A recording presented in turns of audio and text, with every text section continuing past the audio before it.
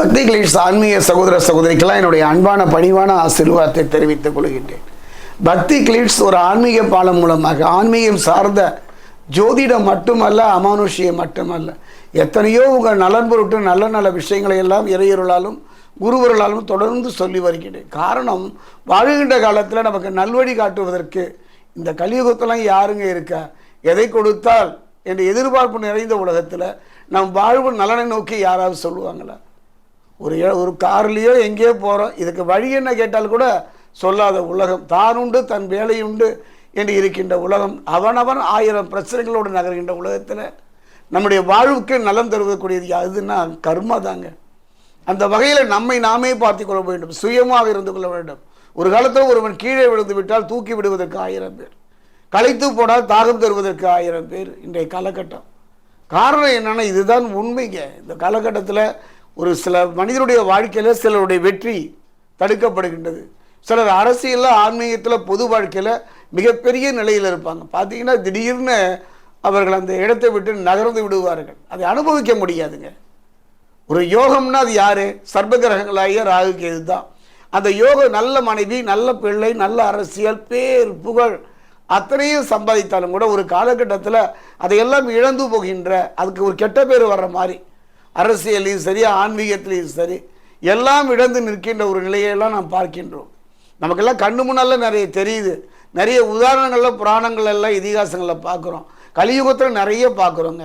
ஆனாலும் கூட சில தோஷங்கள், சில செயல் விதிக்கு மாறியாக, இயல்புக்கு மாறியாக நடக்குமானால் பிறரை மனரீதியாக, ஏன் மனரீதியாக வாடுகின்ற காலத்தில் மட்டுமல்ல, இந்த உடலை விட்டு உயிர் பிரிந்து விட்டாலும் கூட அது சமம்னு நான் நினைக்கிறோம், பிணம்னு நினைக்கிறேன். இல்லைங்க, நம்மோடு வாழ்ந்து நின்ற ஒரு உயிர் தான் இப்போ இருக்குது. உயிரை பிரிந்து இருந்தாலும் கூட அதனுடைய நினைவுகள் இருக்கும், ஆத்மா அங்கே தான் இருக்கும். அப்படிப்பட்ட நிலையில் அதுவே சில தோஷமாக சாபமாக மாறும். இப்போ உதாரணமாக சாபத்தில் பிரேத சாபம்னு உண்டு, பிரேத தோஷம்னு உண்டு, மிக கடுமையானதுங்க. இதெல்லாம் எல்லாரோடையும் சோழி பிரசன்னம் மூலமாக தான் பார்க்கலாம். சில ஞானிகளும் மகான்களும் தான் இதை வெளிப்படுத்துவார். இதெல்லாம் நம்ம தெரிஞ்சுக்கணும். அதாவது கண்கட்ட பின்பு சூரிய நமஸ்காரம்னு சொல்லுவாங்க. வாழுகின்ற காலத்தில் சூரியனை வழிபடாமல் கண்ணிழந்த பின்பு, காலும் கையும் கண்ணும் வலுவிழந்த பிறகு காசிக்கு போகலான்னு சொல்லக்கூடாது. வாழுகின்ற காலத்திலேயே காசிக்கு போய் அனுபவிக்கணும், இறைவனை வணங்கணும், கையால் தொழுவணும், கண்ணால் பார்க்கணும், நாவால் பேசணும், காலால் நடந்து இறைவனை நோக்கி நகரணும். அப்புறம் நம்மகிட்ட எதுவுமே இல்லை, ஓடி ஓடி மனைவி பிள்ளை குழந்தைன்னு சம்பாதிச்சுக்க, ஏதோ உடல் ரீதியான அந்த பசிக்கு தேடுற மொழி, அந்த ஆத்ம பசியை தேடுறதில்லை. அப்படி அது கூட சில சமயத்தில் ஒருவன் அவனுடைய மரணம் பார்த்திங்கன்னா மிக கொடூரமாக இருக்கும்.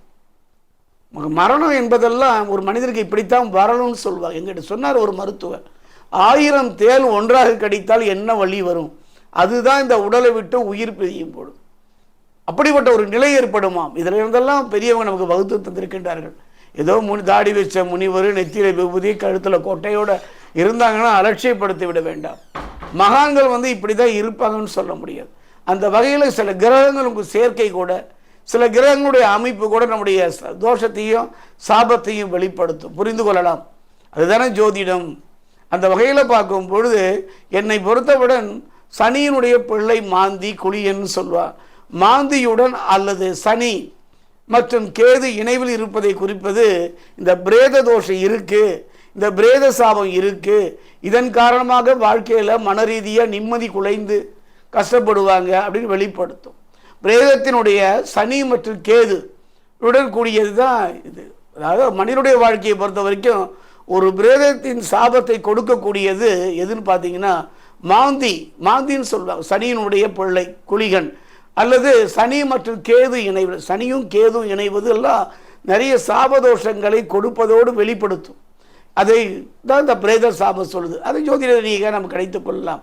அது எப்படி ஏற்படும் பார்த்தீங்கன்னா, அது பெற்றவர்களாக இருந்தால் மட்டுமல்ல, மற்றவர்களாக இருந்தால் மட்டும் ஒரு உடலை விட்டு உயிர் பிழிந்து அவன் பிரேத நிலையை அடையும் பொழுது அந்த பிரேதத்தை வீட்டில் வச்சுக்கிட்டு பேசுறது, சிரிக்கிறது, அந்த கதைகள் பேசுவது. ஒரு குடும்பத்தில் பார்த்தீங்கன்னா அது ஒரு காலத்தில் இல்லை, இப்போ நடந்துகிட்டு தான் இருக்குது. கிராமப்புறங்களில் இறந்து போனவரை வச்சுட்டு டிவி பார்ப்பாங்க, கதைகள் பேசுவார்கள்.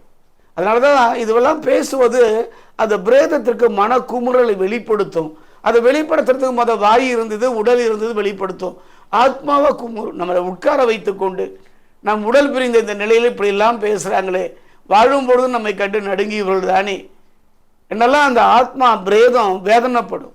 அந்த பிரேதத்தை அவமானப்படுத்துவது, சரியான முறையில் அதை எரிவூட்டாமல் புதைக்காமல் இருப்பது, மறைந்த தாய் தந்தையருக்கு கொல்லி வைக்காமல் போகிறது, அதெல்லாம் ஒரு சாபமாக மாறும்.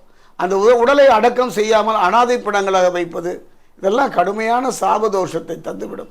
வாழ்வில் மன ரீதியாக கெட்ட கனவு வர்றது, நிம்மதி இல்லாமல் போவது, பிரேதங்களால் அதை சொல்லுவாங்கள்ல, பேய் பிசாசுன்னு சொல்லுவாங்களே, அதெல்லாம் எளிதில் ஆக்கிரமிக்கக்கூடிய ஒரு சூழ்நிலையை தந்துவிடும். கொஞ்சம் கவனமாயிருங்க. இந்த பிரேத தோஷத்தை நிற்க வேண்டுமானால் முடிந்தவரை அனாதை படங்களாக சிலர் வாழ்க்கை கொடுமைங்க. அதெல்லாம் அனாதையும் நம்ம சொல்கிறோம், அவனும் ஒரு தாய்க்கு பிள்ளை தானே, அவனும் ஒரு தந்தைக்கு மகன் தானே.